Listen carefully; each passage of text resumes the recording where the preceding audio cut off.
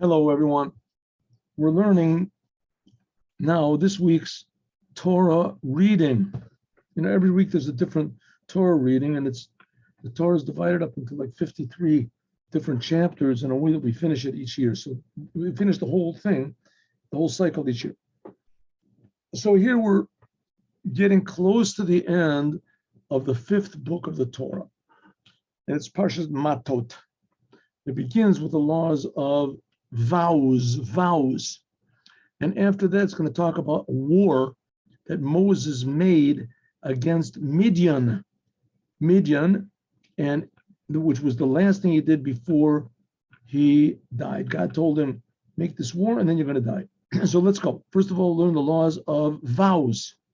Now, again, as we said so many times, nowadays we don't make vows, especially not with the name of God. So you don't make a vow you're going to do something, because if you don't do it, it's very there's very severe repercussions spiritually. So therefore, you don't make vows. You should say you can promise, or you can say to try, or to pray to God, or hope, but don't. And if you do say you're going to do something, then say bli neder, without a vow. I'm not making a vow, not an official vow. It's a promise, an attempt. Okay, ready? Let's go. But nevertheless, there is the law of vows. And if a person does make a vow, it's a positive commandment that if you want to do something, you can make a vow. It's optional. You don't have to make vows, but if you do, then you have that option. You can't do it. And if you do make a vow, you cannot break the vow. So let's have a look. That Moses spoke to the heads of the tribes, and then they should say to the Jewish people, more to say, this is the thing that God commanded. Rashi, that Moses gave honor, deference to the leaders of the generations, leaders of the different tribes, 12 different tribes, 12 leaders. They teach them first, and then afterwards teaching them to all the Jewish people. How do you know that all the other commandments, all the rest of the Torah was the same way? How do you know? The Lord says, that God spoke to them. And afterwards, Nikshu Kol Bnei Israel, even when God gave the Torah, so it said God gave the Torah to Aaron, and then all the Jewish people came. So Moses, first of all, told it to the leaders, and then he told it over to all the Jewish people. So he repeated it twice. Really, he repeated it 4 times, it says, but Ma Ra'ah L'Omer Okam, why does it say over here? I mean, it was true by all the commandments. Why only here does it say that Moses, why did it wait to hear? Wait to hear, to tell us that Moses, first of all, taught it to the chosen people, and then he taught it again to everybody. Why? Why does it say that? Lamad to tell you that Hafarat Nedorim B'Yachid Mumcha, to tell you that to annul a vow can be with one, expert rabbi. V'im Yachid Mumcha, and if there is no expert rabbi, Ma'fer B'Shlosh Hedyotas, you can have just 3 regular Jews, right? Run of the line Jews can annul vows.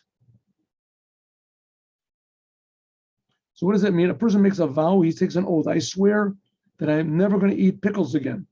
And suddenly he realizes that it's too much on him. He can't do it. It's impossible. So what can he do? He made a vow. He made a vow to God. So it says he gets 3 people together, or one learned rabbi, expert rabbi, and they ask him, if you would have known how hard it would be, would have you made the vow? Would have you have made the vow then? And he said, no way. He says, if so, you didn't make the vow wholeheartedly, therefore we can annul the vow. Oh, Yochel, that's what it means to annul the vow. Oh, Yochel, we can say, Shalom, our Moshe Parshazu, he only told this. Maybe we can say that he only told this, these laws of vows only to the leaders of the tribes, to the 12 chiefs of the tribes. They have more to tell you. Davar, and it also says this is why the Holland, just like over there, it says the Aaron and Banav and the Jewish people. It says also over here the same thing. So don't think that it's only In other words, you could think that it's just simply meaning.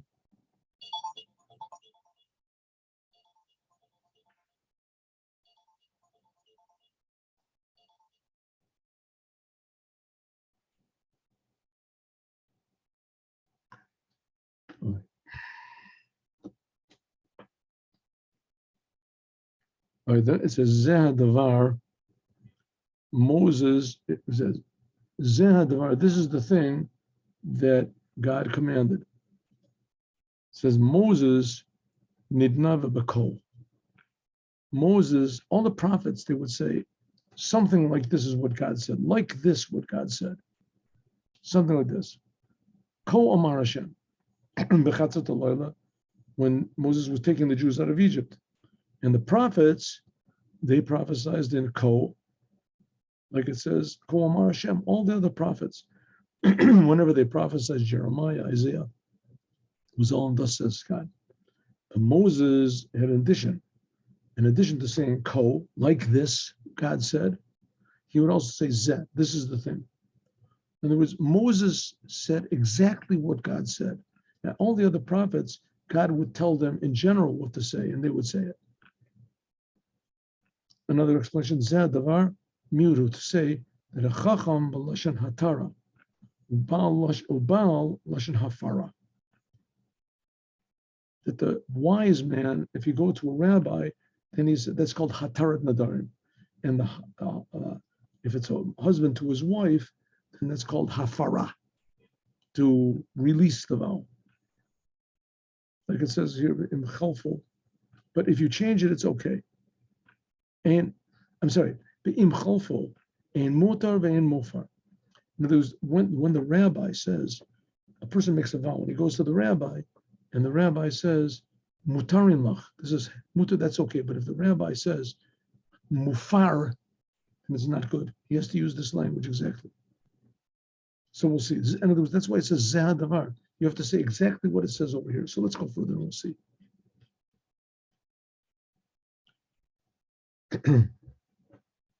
Ish ki yodor neder l'Hashem, person when he takes a vow to God, or he shava shavua, or he made an oath, l'asor isar al nafsho, to make something forbidden for himself, lo yachel davaro, he should not defile what he said.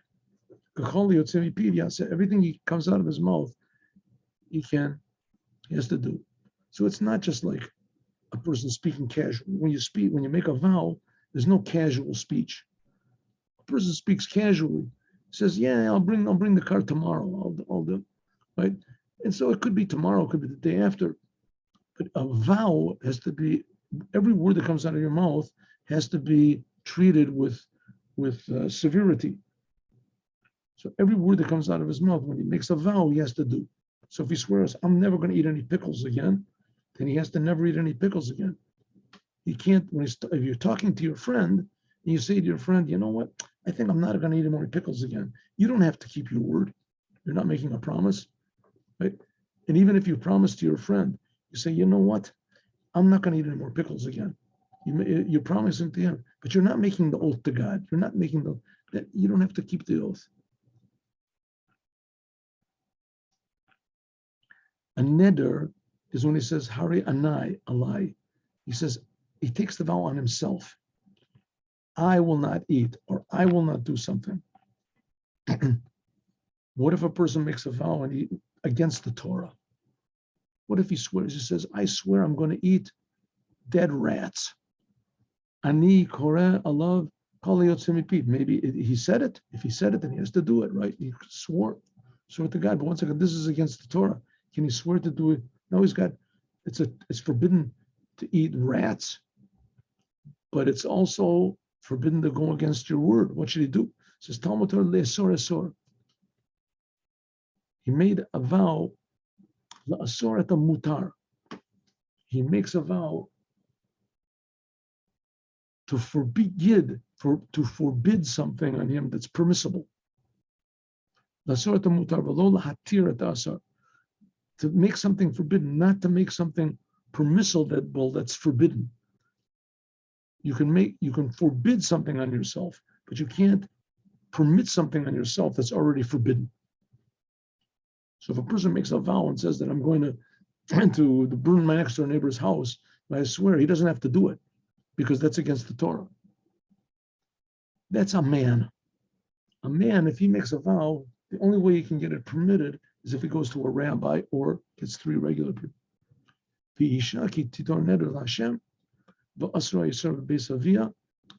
woman, if she makes a vow to Hashem, if she makes something forbidden, if she is still young and in her father's house, right? She's under the control of her father. When is this? Ben Ureha. It says Ben Ureha means when she is a girl, not when she's a child, and not when she's already mature. What does this mean? A katana, if she makes a vow, it's absolutely nothing. It has no value whatsoever. A child will see it. It's less than 12, let's say 12, less than 12 years old. A girl that's less than 12 years old, she makes a vow. And she swears she's not going to eat any more pickles. It means absolutely nothing. She doesn't have to keep the vow. A grown-up woman, a bogret, and a brishuta shalavia, her father can't negate the vows. She has to go to a rabbi. She's like a grown man. Same thing, she has to go to a rabbi. If so, what is a katana? The rabbis say 11 years and 1 day old. If she's less than 11, her vows are nothing. If she's 11 years old and 1 day, then they check to see if she's mature in her mind or not. If she knows who is she making a vow to, and she knows the implications of the vow, what she says, then it's a netter. If she's 12 years old and 1 day, then they don't check her anymore. Then she's considered to be already mature. Any vow that she makes. So between 11 years old and 12 years old, if a girl makes a vow, so they check her to see if she's mature or not. If she is, then her vow holds. If not, then it doesn't. If she's more than 12 years old, 12 years old, then she's out of her father's jurisdiction already. She has to get the Shema as Avia as Nidra. If her father hears her vow or the Isur or the prohibition that she made up for herself, if her father is quiet, then all of her vows stand, and she has to keep them. But if prevents her, Hinim is to prevent. If her father prevents her on the day that he heard her vows or her prohibitions that she made on herself, then it's nothing. And God will forgive her. What does it mean, God will forgive her? We'll see what Rashi says. God will forgive her. What is it talking about? It's talking about a woman. She made a vow. Let's say she took a vow on herself that she was going to be a Nazir.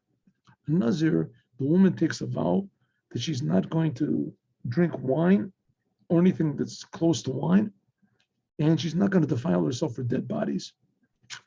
And her husband heard, or her father heard, and he said, I'm negating your vow. But she didn't know it. He heard about it, and she was not in the house. And she transgressed her wine. She drank wine. She transgressed her vow. She drank wine. She defiled herself for a dead person. So you might think that she has to have forgiveness. She broke her vow. So it says, no, it's not so. And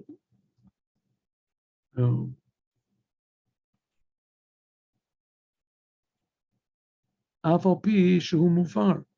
I'm sorry. Pilo yadat. Boveres al nirvaze. Zehi shetzaricha slicha. Va'afalpi shehu mufar. Ve'im mufrim. Tzarichem slicha. Kol v'chomer she'enu mufrim. So I'm sorry. So she is not on a sin, but nevertheless she has to request forgiveness from God. She went over. She transgressed her vow, even though she didn't really do an actual sin, because the vow is this. So she has to repent for what she did. How much more so if her vows are not have not been rescinded by her husband. We'll see. We'll talk about the husband in a second. What about a woman that's not a girl under the jurisdiction of her father? What if she's a married woman, and she has vows, or she prohibited something on herself? This is a woman that's engaged to be married. Or maybe it's talking about a woman that's married. When it says Beit Isha Nadara, this means that she is, this is talking about a woman that's married. That's the next sentence.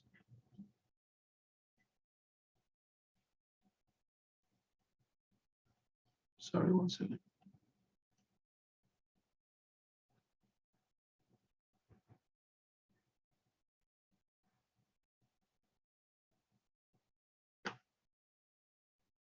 I'm sorry, okay. When it says Beit Isha Nadara, that's talking about a married woman. Here it's talking about even if she's not married, she's just engaged. So what's the difference?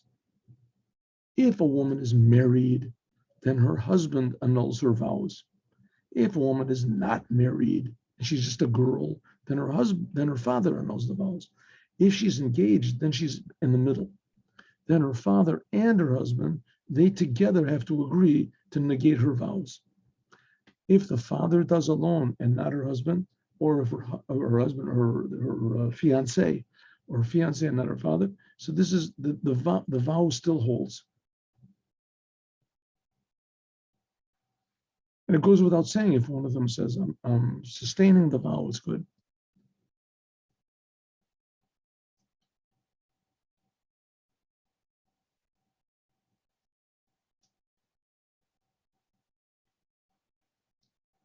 V'shama isha b'yom shamo, but if her husband hears on that day and he's quiet, then her vows stay, and she has to observe the vows.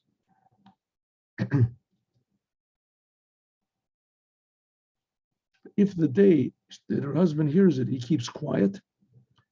If the day that her husband hears it, Yanio, so he forbids her, v'hiferet nidra, and he nullifies her vow that's on her, or the words that come out of her mouth.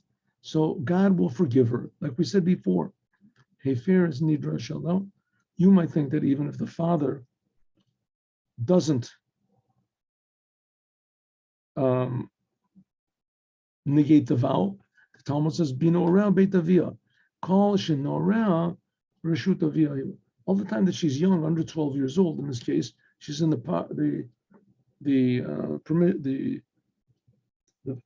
she's under the jurisdiction of her father. So a woman that gets married, her husband nullifies her vows. If she's young and she's in the house of her father, then her father nullifies her vows. If she's just engaged to be married, then it has to have both her husband and her father nullify the vows. But if either one of them refuses to nullify, he agrees with the vow, then the other one can't nullify it. Okay. Neder almana grusha. What about a woman that is a widow or divorced? Then she's like a man. Anything that her vows are on her, because she's not in the house of her father and also not in her husband.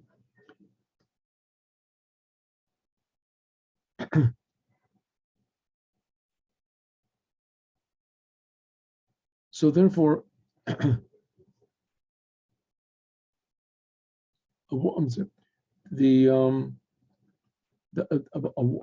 talking about a woman that's engaged. Okay, so I want to just go back to something I made. I made a mistake. A woman that's not married, she's always under the jurisdiction of her father. It doesn't make any difference how old she is. Under the jurisdiction of her father, unless her father passes away. A woman that's not married, she's under the jurisdiction of her father. If she's under 11 years old, her vows are nothing. If she's over 12 years old, then her vows have to be annulled by her father if he wants to annul them. If she's between 11 and 12, then they check her to see if she's mature or not. If she is, then her vows hold on. Good. A woman that's married, then her father has no jurisdiction over her, only her husband. A woman that's engaged, then both of them do. What about a woman that's divorced, or she is a widow, and she was married? So it says then she has the same law as a man, and her father or has no jurisdiction on her anymore. We're talking about she was divorced. She was a widow from marriage, but if she is a widow from just engagement, then she goes back to her father's under her father's jurisdiction, insofar as he can nullify her vows if she makes. Okay, what if her husband hears the vow? We're going back to a married woman. Her husband hears the vow, the lohini also, and he doesn't stop her. Then all of her vows stand, and anything that she's forbidden herself. What if her husband hears the vow and he nullifies it? He says, I don't want you making vows. If her husband nullifies it, then the vows don't stand up anymore. Her husband negated them, and God will forgive her. And again, we're talking about the same thing. If her husband negates the vow and she doesn't know about it, and she defiles her vow, right? She made a vow not to eat any more pancakes, and she eats pancakes. She doesn't know that her husband heard about the vow and he nullified it. So it says she has to request forgiveness for God. Okay, but it's only on the condition it's a vow or a shavua that it makes her suffer. Her husband can sustain the vow, or he can negate the vow. What's he saying?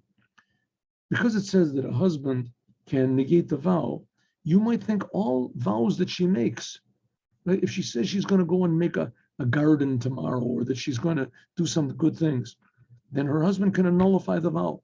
Says, no, I don't want you to do it. She says, makes a vow, I'm going to start exercising. First husband says, I don't want you to exercise. Says the Torah says, no, la'anot nefesh. The only vows that her husband has the right to nullify are vows that make her suffer alone. They mufrashim, so they explain what it is. She makes a vow she's not going to eat anymore. She's not going to put on perfume anymore. She makes a vow she's not going to put on any makeup anymore. She's not going to, right? Those vows her husband can break, because those are vows which are designed to make her uncomfortable, suffering. And there's no benefit to it at all. Only those vows can her husband negate, and no others. But if her husband is quiet from miyom al yom, what is it miyom al yom? It says shelo tomar mi'esle is one full day. Ne'amar miyom al yom, to tell you that ein mefer ela ad shetechshach. It says, it doesn't say one. It means that if she makes a vow 1 hour before the nighttime, then the husband only has 1 hour to negate the vow. Only 1 hour. As soon as night falls, then it's a new day, and the husband has no ability to nullify the vow. But if he does negate the vow, then asayat avona, then he will bear her sin. What does this mean? Let's say achrei sheshamar kayim shomer efshibol v'chazer v'hefer lo afilu b'biyon. What happens? He says, this is a case like this. His wife says, I'm making an oath that I'm not going to put on any nail polish. And he hears the vow and he says, that's okay. And then afterwards he says, 1 second, that's not okay. That's not okay. It says, but so what happens now? He first of all said it was okay. It means that the vow was good. And then he negated the vow, which that doesn't have any effect because he already said that the vow was good. But she heard him say that he negated the vow. So she thinks it's okay, let's say, to put on finger polish. And she puts it on, and it ends up she broke a vow. She made a vow. She's not going to put any finger polish on. And her husband said, okay.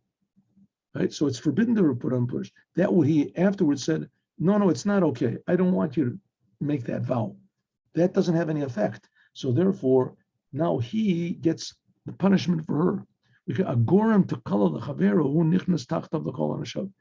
learn from here that a person that causes another person to sin, he goes in his place for he takes the punishment for his friend.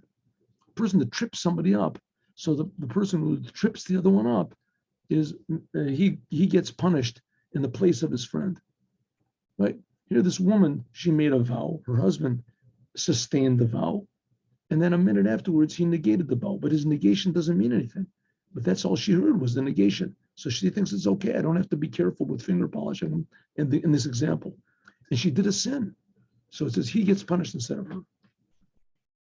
These are the laws that God commanded Moshe, being a person and his wife, and a man and his daughter, being Uriel Beisavia when she is young in her father's house. Okay, now let's do today's.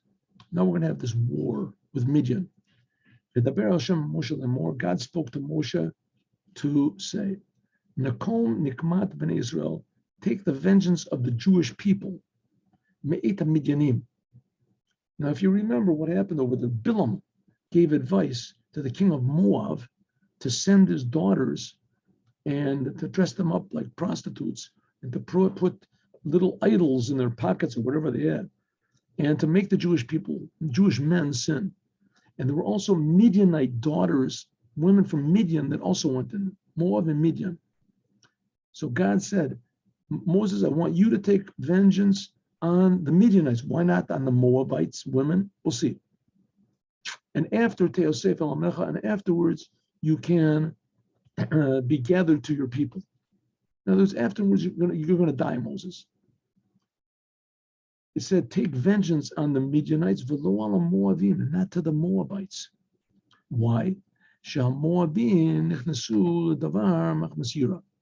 The reason that the daughters of Moab, that they enticed the Jewish people and made them sin, was because they were afraid. That the Jews were destroying all of their enemies, and Moab was afraid. Because it says you shouldn't, therefore you shouldn't, it says you shouldn't threaten Moab war. So the Jewish people were making the Moabites afraid.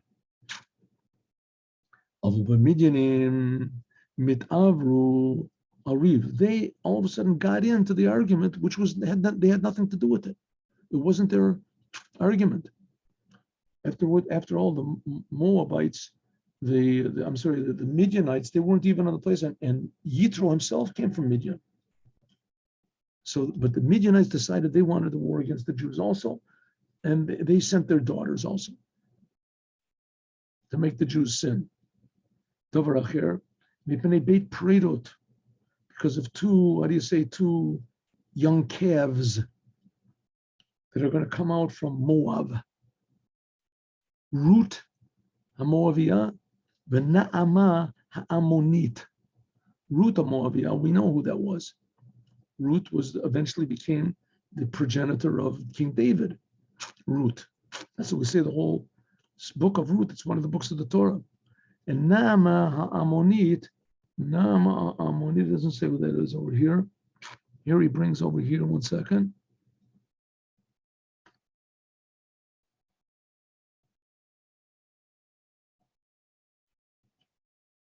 Okay, I remember I learned this last year, and I don't remember who is Naamah HaAmmonit. Now, give me 1 minute over here.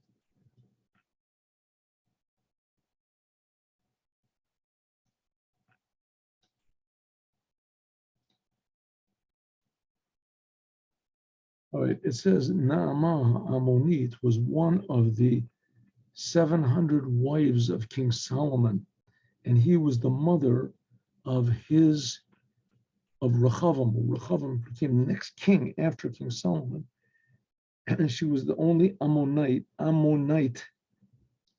and okay, good. She was the wife. So from Moab, because from Moab came also Ammon and Moab.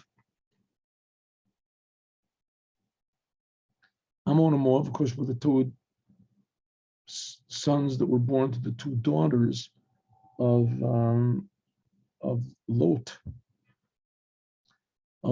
They were from incestual relationship with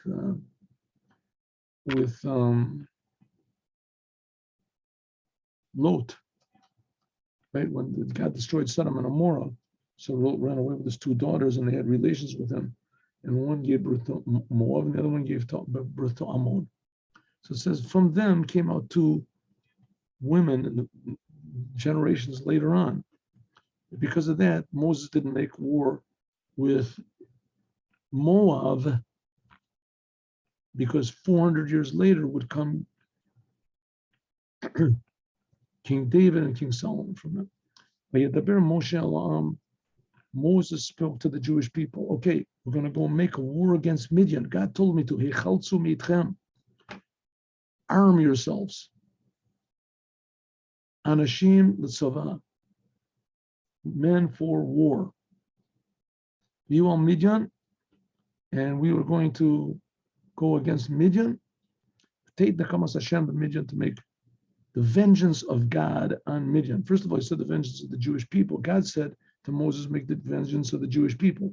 And Moses said, we're making the vengeance of God. As he says, Moses immediately spoke to the Jewish people.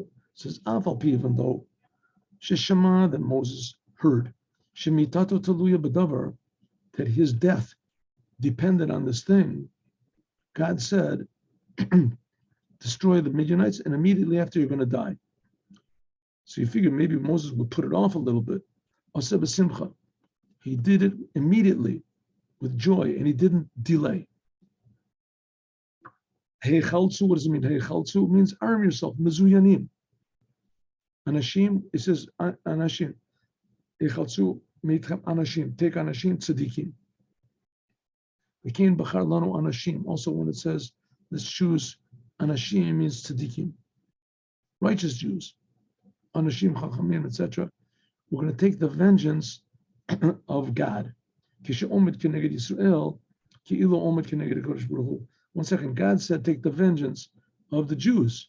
It says, Nikmas b'nei Israel. It says, anyone who opposes the Jews opposes God, which that gives us another insight into the cause, this mysterious, elusive cause of idolatry.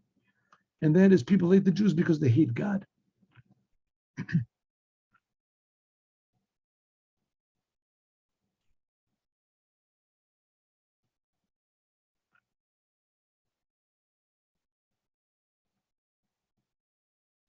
Elef lamata. Take 1,000 people from each tribe, 1,000 for each tribe. Tishlachu l'tzava, send them to the army, including every tribe, including Shevet Levi. Also Shevet Levi. Okay, so we're going to see there's a bit of a question over here, because if Shevet Levi is also, then there should be 13,000. So we'll see.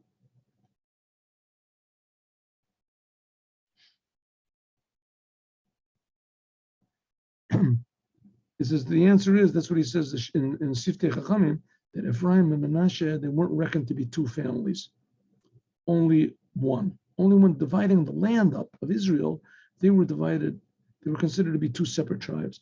But as far as this, in reality, they were only one. They were Yosef. So it says altogether there were 12,000 men, 1,000 for each tribe. Moses sent them and together with Pinchas ben Elazar to the army, and the Kli HaKodesh v'chatzas was true, and also the trumpets were in his hand. Why Pinchas?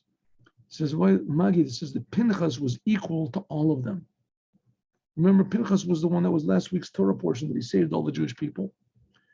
Why did Pinchas go? He was a Kohen, and Elazar didn't go. Elazar was also Kohen. Omer Kodesh Baruch Hu, God said,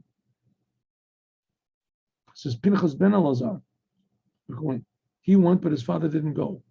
God said, Mishi tchil ben mitzvah, a person that begins with the commandment, namely he killed Cosbi bas Tzur, he should finish it. He was the one that started this war against Midian, against so Pinchas, by killing Cosbi, the princess of Midian. Another explanation, Shahalach lenakom nakomas Yosef, that he was taking vengeance for his father, Yosef Atzadik. He was the father, Yosef, Avi Imo, who was the father of his mother.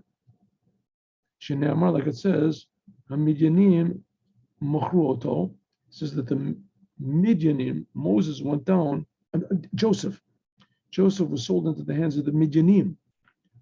And the Midianim, they sold him. How do you know that the mother of Pinchas came from Yosef? Because it says from Benot Putiel. Look earlier in the Torah, when it talks over in Parshas Va'era, it talks about, it gives a whole lineage of the Jewish people, and it says that that the daughters of Putiel married the Puter Mizera Yitro. Shepitem, why the Putiel? Because they fattened up the cows for idolatry, and it came from Yosef. The Yosef also pitem, he pitped b'yetzro, that he convinced his evil impulse not to go after the daughter of Paro, the wife of Paro, I'm sorry. Or another explanation, that Pinchas, he was anointed to go to war. And they also took, it says, the Kli HaKodesh, they took the holy vessels. What were the holy vessels? The Aron, the Ark, Hatzitz, the what is it? How do they call it? Tzitz? There was this plate on the head that had Kodesh LaHashem written on it. It said, now listen to this. It says that they were fighting, and Bilam was fighting against them. And Bilam made people fly with magic. They have nowadays also this transcendental meditation. People can fly, it says they can. Who Atzmo himself, Porech Mion, and Bilam was also flying up in the air with them. Huh? Pinchas, meanwhile, he went out with this plate on his head that says "Holy to God." Pinchas showed them this seats that he had on his head, and because they were flying in the air, this was by sorcery. He showed them the seats of God, and they all fell down. Therefore, it says, "Ala chalalim b'malchei Midian," shenoflim, that they fell down. Ala chalalim min avir. The Jewish people were killing people on the ground, and Pinchas was killing them from the air. He was bringing them down with his tzitz. That's why it says they fell ala chalalim. And also, Bilam, it says ala chalalehem. He also fell down in the book of Joshua.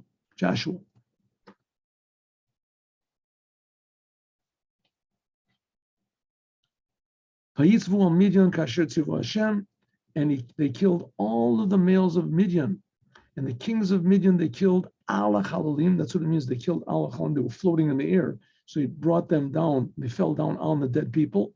And who were they? Evi, Rechem, Tsur, Hur, Reva, the 5 kings of Midian, and also Bilam ben Beor. He was killed, in addition to falling down, he was killed with a sword by sword. Chamisha Melchim Midian, don't I see that there are 5? Why does it have to tell us that there is 5? You can just count them. To teach us that Sheshavu Kulam, that all of them were together in this hatred of the Jewish people. And therefore, all of them got the same punishment. Bilam went there in order to get a reward for the 24,000 Jews that he killed because he told them to, because he enticed them all to sin with the Midianite girls. The Yotzim in Midian across Israel, he came, Omer in Kishahitem Shishim Riboy. He said, when you were 600,000, he went to the Jews.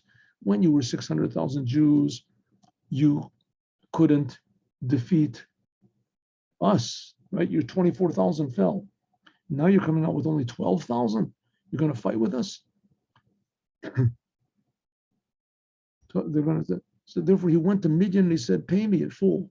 I want my full value." He says, "Look at these Jewish fools. There's only 12,000 of them. They think they're going to defeat you? No way." But they killed him. Who ball Yisrael b'chalif? He went. Why did they kill him with a sword? He says, because Bilam, he took the the weapon of the Jews, namely speech. He wanted to curse them. The power of the Jews is in their mouth, learning Torah, prayer. She'ein noseim ela b'piyam. The Jewish people, they only win battles because of their prayers and their requests. So you now, Bilam, you want to take our weapon and use it and curse us. So you know what? We're going to do the same thing with you. We're going to take the sword, which is the weapon of the Gentiles. We're going to take the word and we're going to kill them. That's why it says, that was the blessing that was given by Yitzchak to Yaakov, to Esav, that you're going to live on your sword. So the Jewish people took the sword and they killed Bilam with it. As we'll talk about more, God willing, tomorrow. I guess we can do the next three. Let's do the next three. It says, Vayishbu b'nei Israel, the Jewish people took the women of Midian and their children and all of their animals and all of their flocks and all of their riches, right? They took it all, and all of their cities and all of their palaces, whatever, they burned with fire. And they took all of this riches and everything that they had of man and animals, and they brought it to Moshe. They brought it to Moses and Elazar HaKohen, and to all of the Jewish people, all of these prisoners and all the possessions, and also all the animals and all the riches, the possessions. They brought it. Look what we did, and we're going to see that Moses gets tremendously angry. But that we're going to have to wait for until tomorrow.